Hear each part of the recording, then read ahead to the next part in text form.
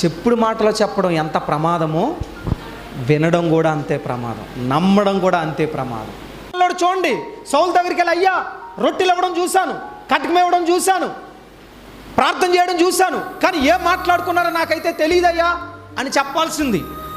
తెలియకపోయినా తెలిసినట్లుగా నేను విన్నానయ్యా, నీకు వ్యతిరేకంగా అతను ప్రార్థన చేశాడు, నీకు వ్యతిరేకంగా చంపమని గొలియాతు కట్కం ఇచ్చాడు, వాళ్ళు బలం పొందుకోవడానికి సన్నిధి రొట్టెలు పట్టుకొచ్చి దావీదు చేతిలో పెట్టాడు అంటే నిన్ను లేపేయడానికి కుట్రలో అహీతోపెలు కూడా కారణమయ్యాడు, అహీమెలెకు కూడా కారణమయ్యాడు అని డైరెక్ట్గా వినని మాటలు కూడా పట్టుకెళ్ళి ఎవరో చెప్పాడు?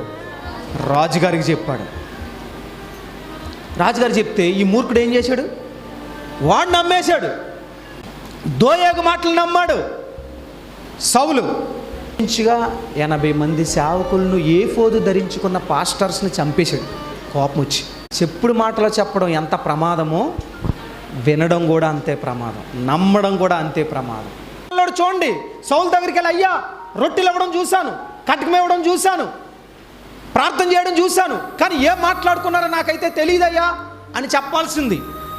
తెలియకపోయినా తెలిసినట్లుగా నేను విన్నానయ్యా, నీకు వ్యతిరేకంగా అతను ప్రార్థన చేశాడు, నీకు వ్యతిరేకంగా చంపమని గొలియాతు కట్కం ఇచ్చాడు, వాళ్ళు బలం పొందుకోవడానికి సన్నిధి రొట్టెలు పట్టుకొచ్చి దావీదు చేతిలో పెట్టాడు అంటే నిన్ను లేపేయడానికి కుట్రలో అహీతోపెలు కూడా కారణమయ్యాడు, అహీమెలెకు కూడా కారణమయ్యాడు అని డైరెక్ట్గా వినని మాటలు కూడా పట్టుకెళ్ళి ఎవరో చెప్పాడు?